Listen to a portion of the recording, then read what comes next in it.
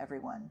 Here we stand at the dawn of 2026, a year filled with promise, a year filled with possibility. If there is one truth I know deep in my heart, this rebuilding is one of the hardest, yet most profoundly human things we will ever do.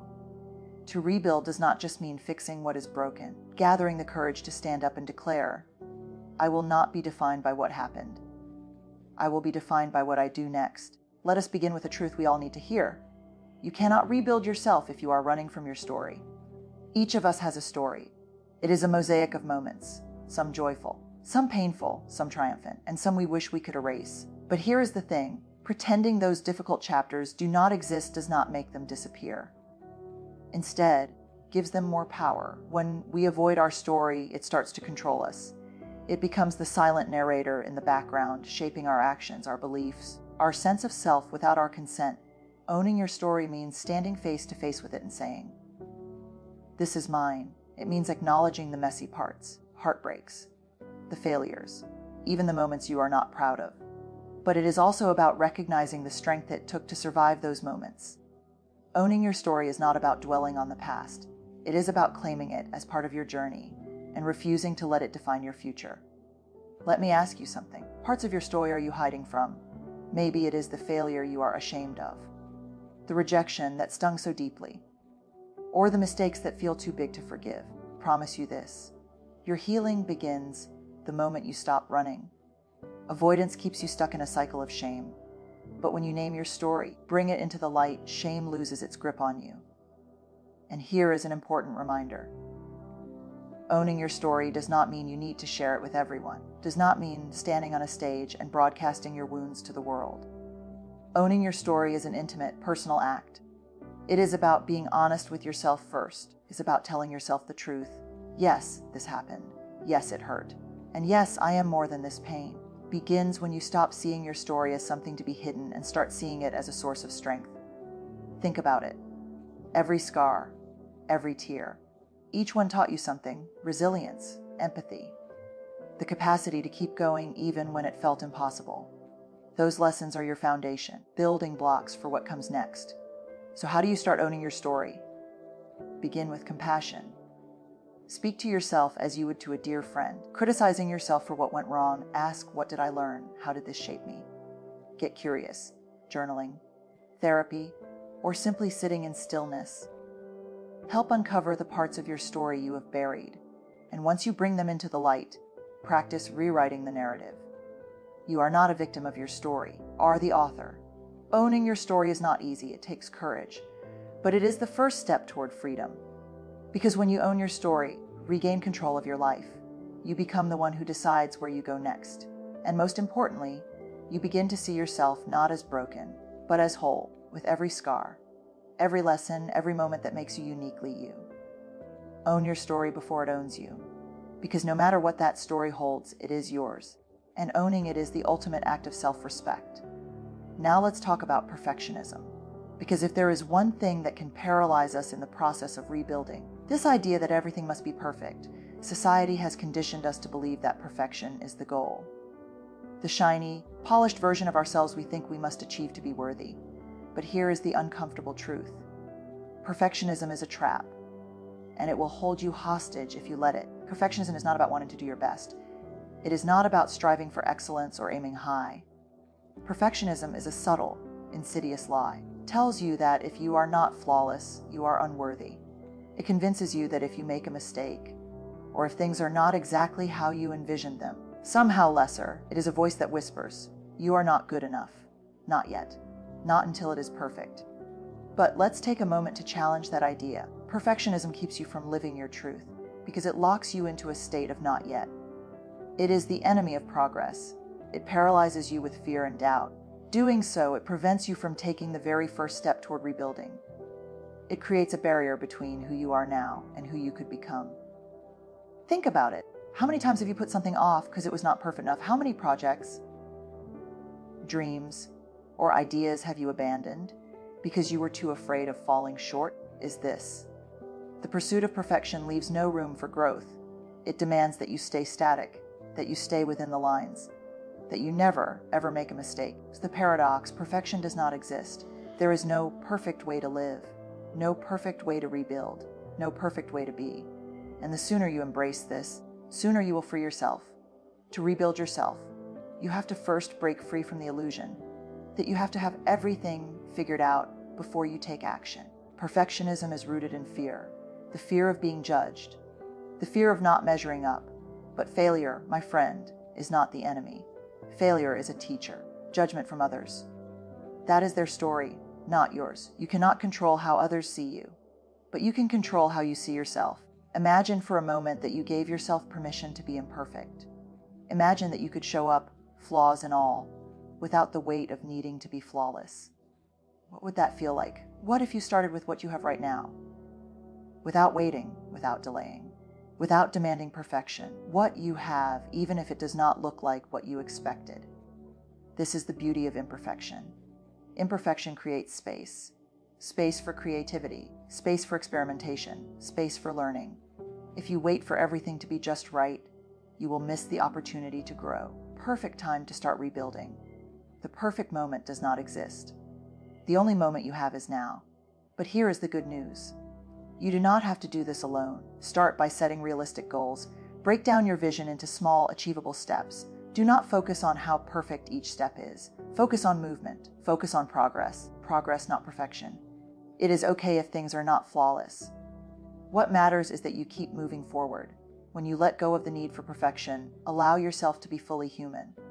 You accept your imperfections as part of the journey. You give yourself the grace to make mistakes, beginning to understand that growth is messy, that it does not always look neat or tidy, but it is still beautiful in its own way. So how do you begin to break free from the trap of perfectionism? You begin by reframing your thoughts. Catch yourself when that critical voice creeps in and tells you that you are not good enough. And challenge that voice with kindness. Remind yourself that mistakes are part of the process. They are not a reflection of your worth. Celebrate your small wins. Acknowledge the progress you have made, if it is not perfect. And here is another powerful truth. Progress often happens when you least expect it. It happens in moments of vulnerability, where you step outside your comfort zone. That is where transformation begins. Perfectionism keeps you confined. Imperfection sets you free. Rebuilding yourself in 2026, you do not need to be perfect. You need to be real. Embrace your humanity. Embrace the mess, the flaws, the uncertainty, because that is where growth lives. Let go of perfection, and you will find a sense of freedom and possibility you never thought possible.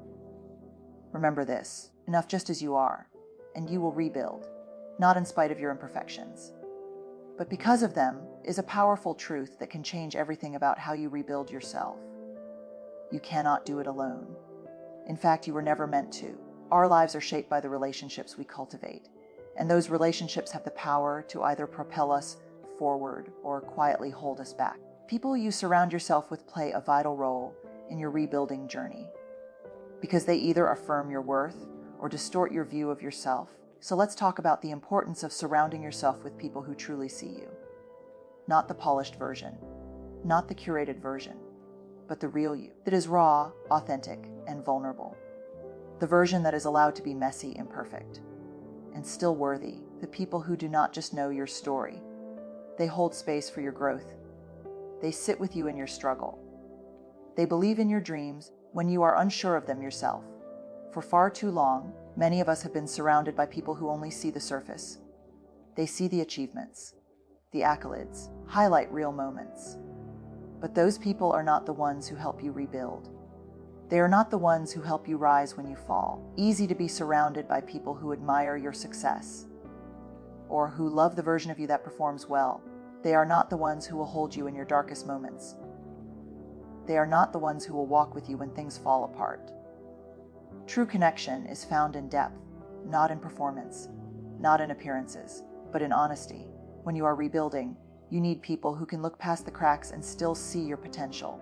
You need people who can look at you, despite your mistakes, your flaws, and your shortcomings, and still see your strength. They are the people who say, I see your struggle, and I still believe in you. These are the people who hold a mirror up to you, not just to reflect who you are, but to reflect who you are becoming, not let you stay stuck in the story of who you were. They remind you of your progress, even when it feels small, you for it to encourage yourself, and they hold you accountable, not with judgment, but with love. So how do you find these people? Begins with authenticity. It begins with allowing yourself to be seen. Because vulnerability is the bridge between superficial connection and deep, transformative relationship. When you share your fears, your doubts, your dreams, your challenges, you open the door for others to step closer, invite them to meet you where you really are. And here is the key. When you allow yourself to be vulnerable, you create a space where others feel safe to do the same. Building is not just about vulnerability, it is also about intention. You have the power to choose who you let into your life. So ask yourself, who truly sees me, judges my growth? Who celebrates my progress, and who challenges me to be better? Are the people around you helping you move forward, or are they pulling you back into old patterns of thinking? Sometimes rebuilding means letting go of relationships that no longer serve the person you are becoming. Not about anger. It is not about resentment. It is about honesty. Some relationships have run their course, and holding on to them out of loyalty or fear will only slow your growth. You cannot rebuild with people who refuse to see the real you. Cannot heal in environments that keep reopening old wounds. Instead, choose to invest in relationships that uplift you. Surround yourself with people who challenge you to become the best version of yourself. People who, when you are tempted to play small, remind you of your greatness. People who are not afraid of the hard conversations, but who stay with you through them. And here is the beauty of this. When you surround yourself with people who truly see you, you begin to see yourself more clearly too. Their belief in you strengthens your belief in yourself. Their encouragement helps you rebuild your confidence. It helps you rebuild your vision. And ultimately, it helps you rebuild your life. But remember, this is not only about receiving support. It is also about becoming that support for others. You are not only meant to be seen, you are meant to see others. Offer your presence, your honesty, your belief. You create a circle of mutual growth. As you hold space for others, you are held too. Is not a solitary act. It is a community effort. So I encourage you to look around and ask yourself honestly, who is walking beside me? Who is lifting me up, helping me become the person I am meant to be? And if you do not have those people yet, begin by being that person for someone else. The more you lead with authenticity, the more you lead with openness, the more you will attract people who truly see you. And when you are seen, truly seen, begin to rebuild yourself with strength, with courage, and with a sense of belonging that no perfection could ever give you. To rebuilding yourself is not a smooth one. It is filled with moments of uncertainty, doubt, and pain.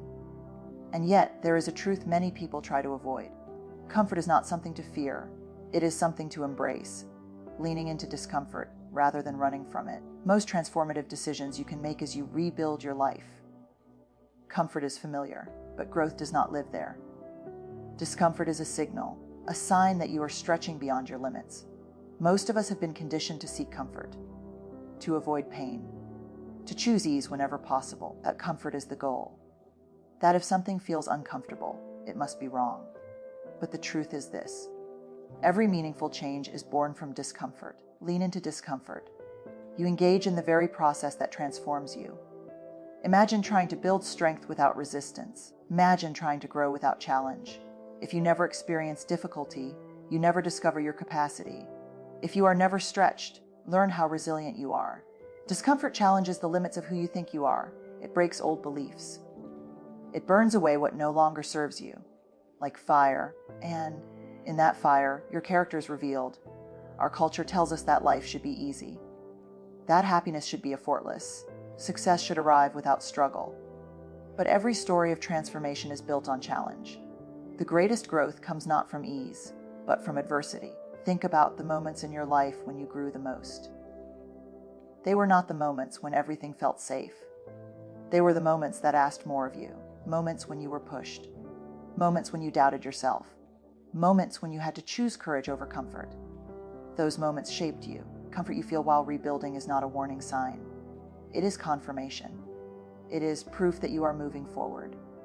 Discomfort is the doorway to something new, something stronger, something truer. So what does it mean to lean into discomfort?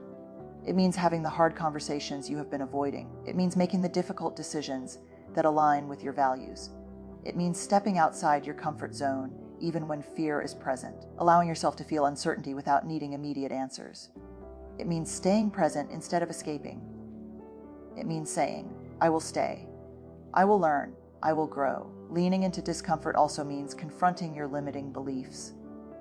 The stories you tell yourself about what you can and cannot do. Voices that say you are not ready, not strong enough, not capable. Discomfort dismantles those lies. Every time you face something uncomfortable, prove yourself wrong. You prove that you are stronger than you thought, more capable than you imagined. It is important to understand this. Into discomfort does not mean seeking pain for the sake of pain. It does not mean making life harder than it needs to be, choosing growth when discomfort appears, because discomfort will appear. That part is inevitable. The choice is how you respond. Do you run, or do you stay, or do you feel? Do you resist, or do you allow yourself to be shaped? Leaning into discomfort means not rushing to escape, allowing a lesson to unfold. When you avoid discomfort, you delay growth. When you face it, you transform. Growth is not linear. It is messy. It is uneven. Discomfort teaches you how to trust yourself, how to rely on your inner strength, how to move forward even when certainty is absent. Discomfort will always be part of transformation, especially when you are rebuilding. The question is not whether discomfort will come. The question is whether you will let it refine you, whether you will let it expand you, whether you will allow it to shape the next version of you. Lean in, because on the other side of discomfort is growth. And on the other side of growth is the life you are rebuilding toward. Creating a vision for life is one of the most powerful tools you have in the rebuilding process. A clear and compelling vision acts as a compass, gives you direction when the world feels overwhelming. It gives you focus when doubt creeps in. A vision gives meaning to your effort, reminds you why you are doing the hard work. But there is an equally important truth you must hold alongside your vision. You must remain open to the journey. Vision is not just a list of goals. It is not a rigid plan. It is a picture of who you want to become. It is the life you are growing toward. Vision is your North Star. It guides your decisions. It shapes how you use your energy. It helps you move forward even when progress feels slow. Without a vision, it is easy to feel stuck, easy to be pulled in directions that do not serve you. But here is the key. Your vision must be flexible. It must be alive. Does not unfold in straight lines. The rebuilding journey is rarely linear.